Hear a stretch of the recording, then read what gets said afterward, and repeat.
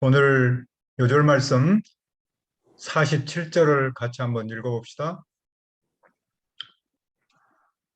시작. 내게 나와 내 말을 듣고 행하는 자마다 누구와 같은 것을 너에게 보이리라. 은혜로우신 아버지 하나님, 이 시간 예배하고자 모였습니다. 성령님께서 함께 하시고 우리에게 한 말씀을 허락하여 주십시오. 감사하고 예수님의 이름으로 기도합니다. 아멘.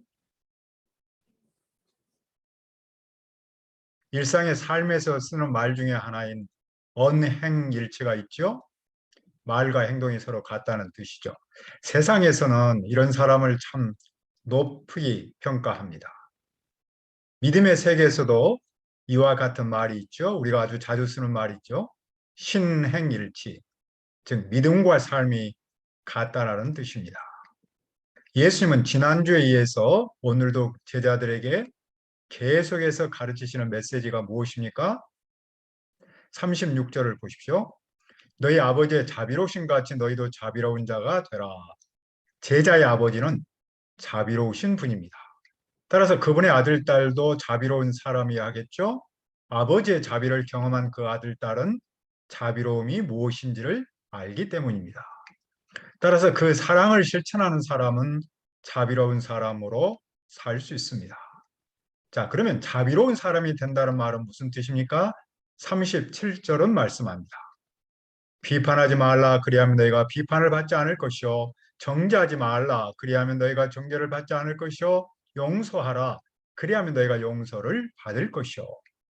자비로운 사람으로 자라려면 다른 사람을 비판하지 않아야 합니다. 정치하는 사람은 물론이고 보통의 사람도 남을 비판하기를 참 좋아합니다. 심지어 교회에서도 비판하기 쉽습니다. 하지만 예수님의 제자는 비판하지 않아야 합니다. 그러면 하나님한테 비판받지 않습니다. 다른 사람을 정죄하지 않으면 하나님한테 정죄를 받지 않습니다. 다른 사람을 용서하면 하나님한테 용서를 받습니다. 어느 정도 용서를 받습니까? 38절은 이렇게 표현하고 있습니다. 주라, 그리하면 너희에게 줄 것이니 곧 후이 되어 누르고 흔들어 넘치도록 하여 너희에게 안겨주리라. 너희가 헤아리는 그 헤아림으로 너희도 헤아림을 도로 받을 것이요. 여기서 준다라는 말은 무슨 돈을 준다, 물질을 준다라는 말이 아니라 용서한다라는 뜻입니다. 제자들이 상대방을 용서하면 하나님께서 후하게 되어 누르고 흔들어서 넘치도록 용서한다는 뜻입니다. 여기서 또 다른 표현으로 비유하면 굵은 콩 사이로 작은 조나 깨를 섞듯이 조금도 빈틈없이 누르고 흔들어서 아주 꽉꽉 채울 수 있는 최대한 채워서 받는다는 것이죠. 제자들이 헤아리는 그 헤아림으로 이렇게 도로 받음을 강조하고 있습니다. 그러니까 내가 남에게 대어주는 분량만큼 나도 받는다는 뜻이죠. 내가 어떤 기준으로 상대를 대하느냐에 따라 나에게 그대로 되도록 합니다. 그 점에서 볼 때 원수를 대하는 자세가 얼마나 중요합니까? 원수를 판단하는 대신에 용서하면 하나님한테서 용서를 돌려받습니다. 그런 점에서 볼 때 용서의 문제는 상대방의 문제가 아니라 내 문제라는 사실이죠. 상대가 중요한 게 아니라 내가 중요하다라는 점을 예수님께서 가르치고 있습니다. 왜 내가 중요합니까? 예수님께서 비유로 말씀하셨습니다. 시각장애인은 시각장애인을 인도할 수 없습니다. 그러면 둘 다 구덩이에 빠집니다. 왜냐하면 앞을 볼 수 없기 때문입니다. 그럼 여기서 시각장애인은 누구를 말할까요? 본문에서 보면 용서를 모르는 사람입니다. 그러니까 예수님의 제자라고 하면서 용서를 모르면서 다른 사람을 예수님께로 인도한다고 하는 것은 다 함께 구덩이에 빠질 수 있다는 겁니다. 용서를 모르는 사람이 다른 사람을 예수님께로 인도하는 것이 얼마나 어리석은 일인가를 보여주고 있는 거죠. 그러면 어떻게 합니까? 제자는 그 선생보다 높지 못합니다. 하지만 열심히 배우고 성장하면, 다시 말하면 용서하는 사람으로 자라면 그 선생과 같습니다. 용서를 배우는 사람은 선생의 위치에 오를 수 있습니다. 그러나 실제 삶 속에 어떤 사람이 있습니까? 41절을 보십시오. 어찌하여 형제의 눈 속에 있는 티는 보고 내 눈 속에 있는 들보는 깨닫지 못하느냐. 우리가 아주 잘 아는 말씀이죠. 이 말씀은 우리뿐만 아니라 일반 세상 사람도 다 알고 있는 말이죠. 이런 사람을 겉과 속이 다른 사람, 외식하는 사람이라고 부르죠. 자기에게 적용하는 기준과 다른 사람에게 적용하는 기준이 다른 사람입니다. 요즘은 그것을 내로남불이라고 부르죠. 이중잣대, 더블 스탠다드를 비판적으로 일컫는 말입니다. 이런 사람은 자신의 문제를 먼저 봐야 합니다. 그 문제를 해결한 후에 상대의 문제를 봐야 합니다. 원수에 대한 용서와 사랑은 자기 허물을 보고 형제 자매를 대하는 데서 시작합니다. 나를 제대로 보고 상대를 볼 때 용서할 수 있습니다. 반대로 나를 제대로 보지 못하고 상대방만 보면은 용서할 수 없다는 뜻이죠. 자, 이런 모습을 어디에서 찾을 수 있습니까? 나무와 열매에서 찾을 수 있습니다. 못된 열매 맺는 좋은 나무가 없습니다. 좋은 열매 맺는 못된 나무가 없겠죠. 열매는 나무가 결정합니다. 가시나무에서 무화과를 거두어 들이지 못하고 가시덤불에서 포도를 따지 못합니다. 이 원리를 사람에게 어떻게 적용하십니까? 예수님께서 자, 45절을 읽어보십시오. 선한 사람은 마음에 쌓은 선에서 선을 내고 악한 자는 그 쌓은 악에서 악을 내나니 이는 마음에 가득한 것을 입으로 말함이니라. 마음에 쌓여있는 그것이 말과 행동으로 나타납니다.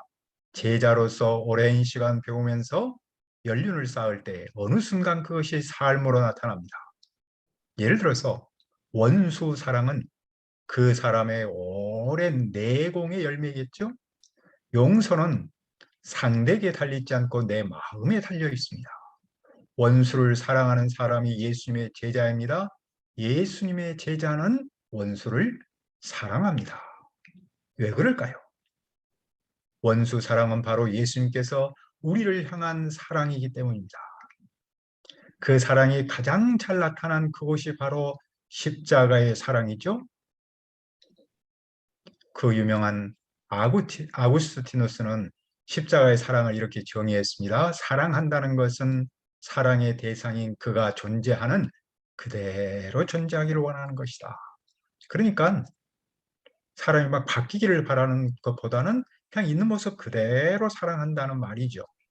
다른 말로는 또 이런 표현도 있어요. 사랑은 사랑의 대상이 되는 사람을 그가 있는 그대로 있게 하는 것이다.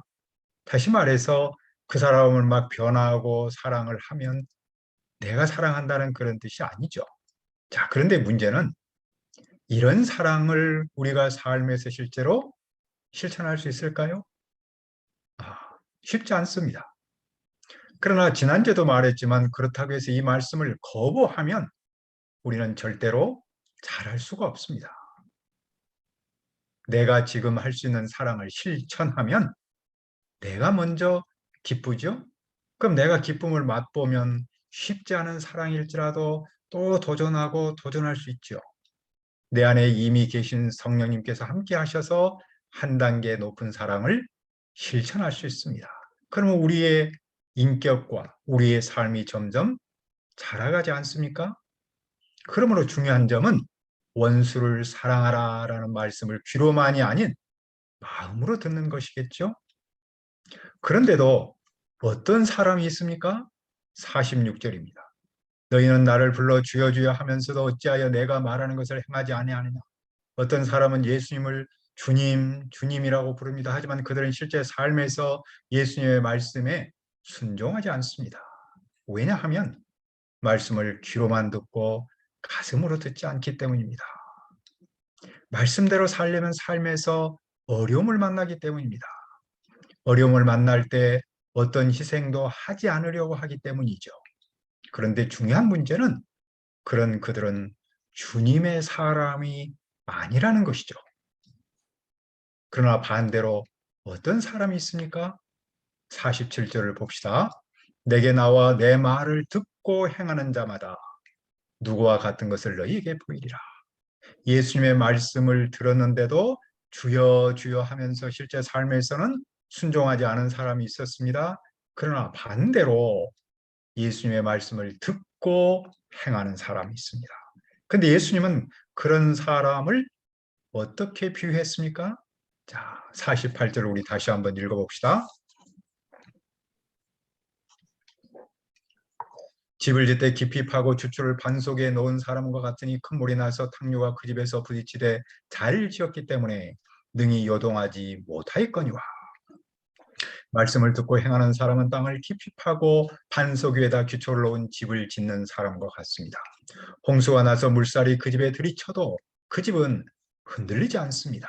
왜죠? 기초 위에 잘 지은 집이기 때문입니다.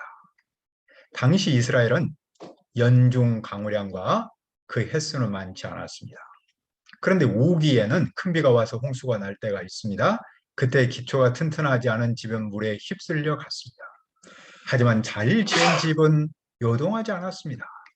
이처럼 예수님의 말씀을 듣고 행하는 사람은 큰 물이 나도 흔들리지 않습니다. 그러면 우리의 삶에서 큰 물은 무엇입니까? 가장 기본적으로 우리의 삶에서 겪는 위기겠죠?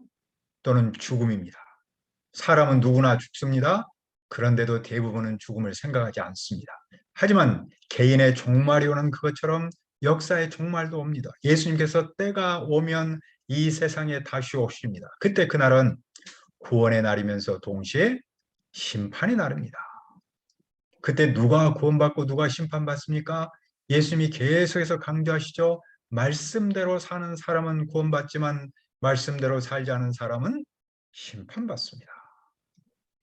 말씀을 듣고 행하느냐, 행하지 않느냐가 구원과 심판을 결정합니다. 말씀을 듣고도 행하지 않는 사람은 누구와 같습니까? 듣고 행하지 아니한 자는 주추 없이 흙 위에 집을 지은 사람과 같으니 탕류가 부딪힘에 집이 곧 무너져 파괴됨이 심하니라. 예수님의 말씀을 듣고도 행하지 않는 사람은 기초 없이 흙 위에다가 집을 지은 사람과 같습니다. 우리식으로는 모래 위에 지은 집으로 표현할 수 있겠죠. 옆에 우리가 집을 지었을 때 그 옆에 집을 어떤 사람이 보면서 이런 표현을 썼습니다. 저 집은 처 삼촌 벌초하듯이 했다고. 그래서 제가 물었어요. 이게 무슨 뜻입니까? 그랬더니 우리는 이제 지하실을 팠으니까 기초가 튼튼하다고 생각하겠죠, 당연히. 근데 그 옆집은 그냥 한 50m, 50cm 정도 이렇게 하더니 그냥 집을 지어버렸다는 것이죠.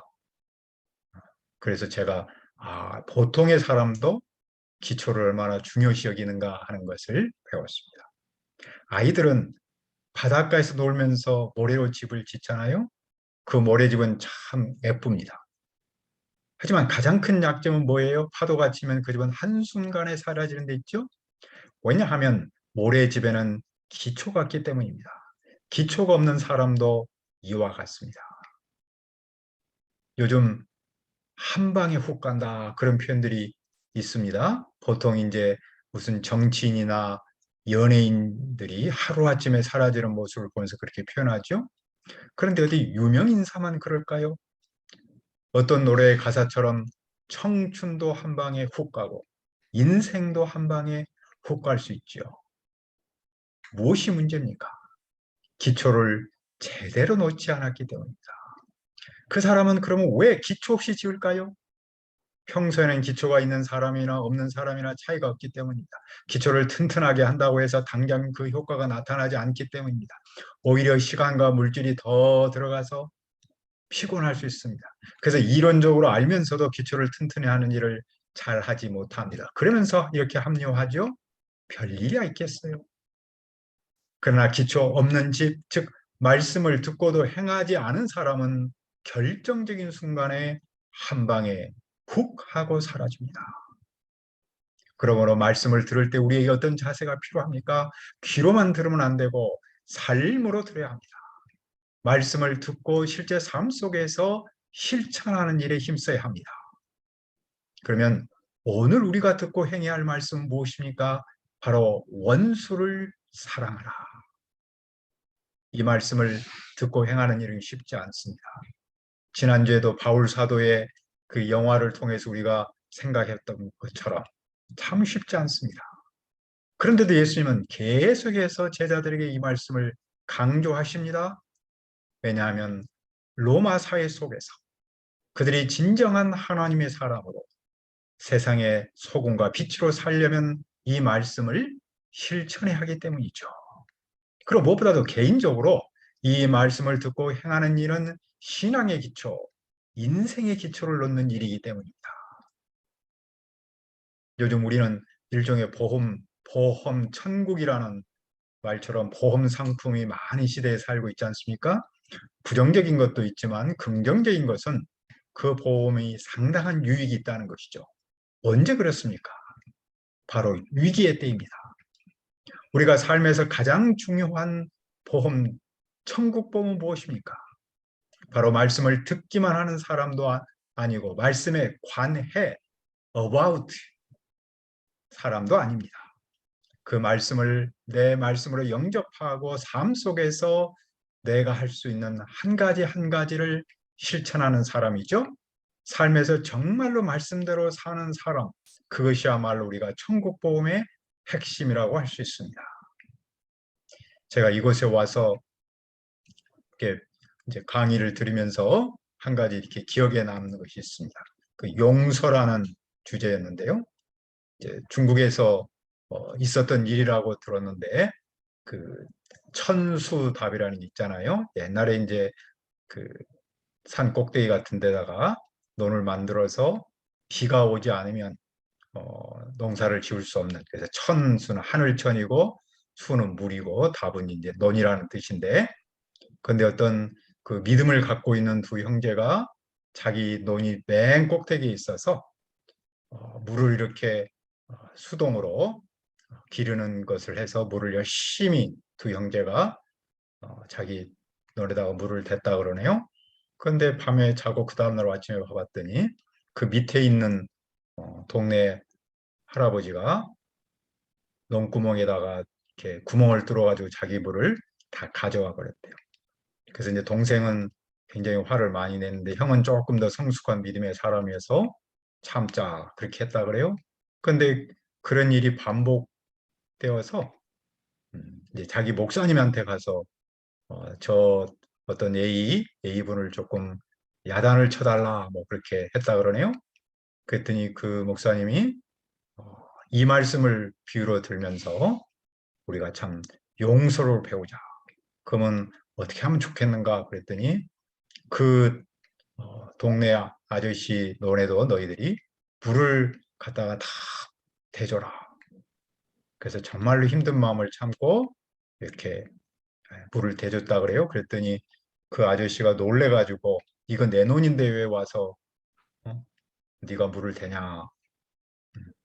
근데 더 적극적으로 그런 줄 알지만 내가 불을 열심히 댄다. 그래서 어떤 그 사랑을 실천했다는 그런 사실인지 아니면 그냥 비유인지 그런 얘기를 들었습니다.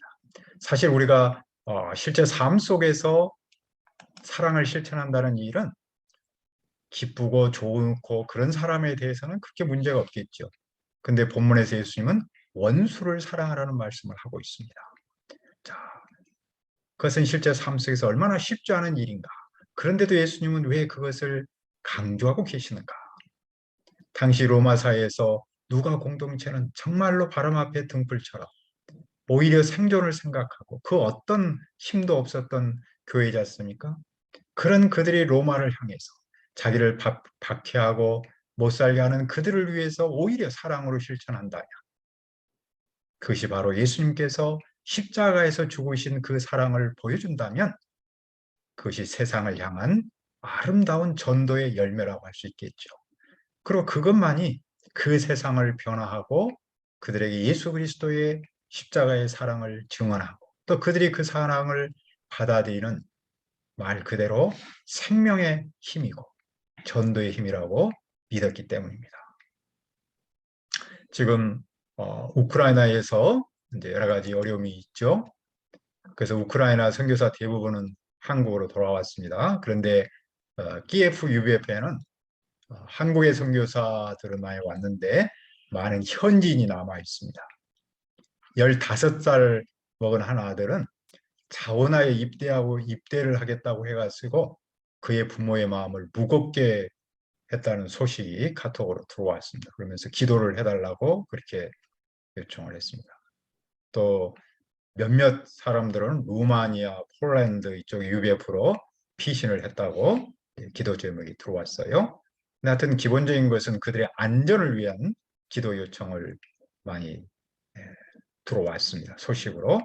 그런데 이 지점에서 우리가 조금 고민하고 생각할 부분이 있습니다. 우리는 러시아 UBF에도 많은 선교사와 현지 리더들이 있다는 점을 잊지 않아야 합니다. 그리고 그들의 입장은 조금 다릅니다. 그래서 한쪽으로 너무 일방적으로만 할까 봐서 러시아 쪽에서 조금 다른 관점에서 또 상당히 길게 메일을 보냈습니다.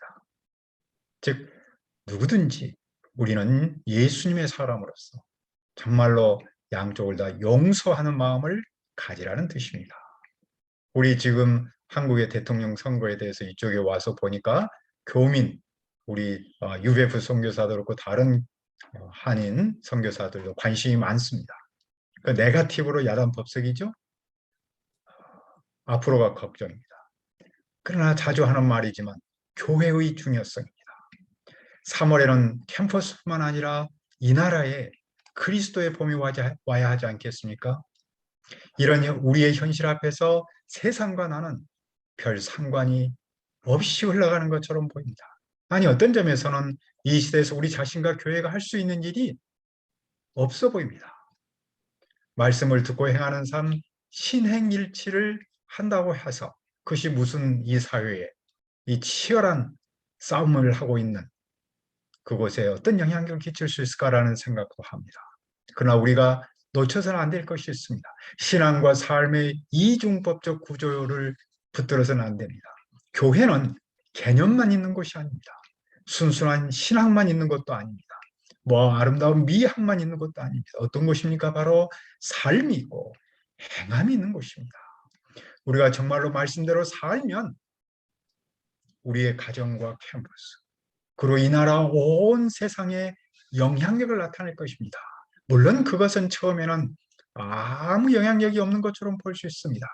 하지만 분명한 사실은 그것은 일종의 나비 효과, 그런 나비 효과를 나타낼 수 있습니다. 나비 효과 아시죠? 브라질에서 한 나비의 날갯짓이 텍사스에 돌풍을 일으킬 수 있다는 뜻입니다. 이 어려운 시대에 우리가 주님의 말씀을 듣고 행하는 사람으로 자란다면 우리의 캠퍼스와 이 나라에 그리스도의 봄이 오는 데 쓰임받을 수 있지 않겠습니까? 우리 다 같이 47절 읽읍시다. 내게 나와 내 말을 듣고 행하는 자마다 누구와 같은 것을 너희에게 보이리라. 은혜로우신 아버지 하나님, 우리에게 주님의 말씀을 듣고 행하도록 하셔서 감사합니다. 특별히 원수를 사랑하는 그 말씀을 삶 속에 실천하도록 하셔서 감사합니다. 우리가 이 말씀을 실제로 순종하며 살기가 쉽지 않습니다. 하지만 그런 가운데서도 말씀을 믿고 도전하고 감당하면 이 어려운 시대에 나비 효과를 나타내고 우리 자신과 교회를 통해서 그리스도의 봄이 오는 데 쓰임받을 줄 믿습니다. 우리의 대통령 선거를 앞두고 있는 이 나라를 불쌍히 여겨주시고 또 우크라이나와 러시아의 영혼들을 불쌍히 여겨주시고 서로 용서할 수 있는 은혜를 베풀어 주옵소서. 감사하고 예수님의 이름으로 기도합니다. 아멘.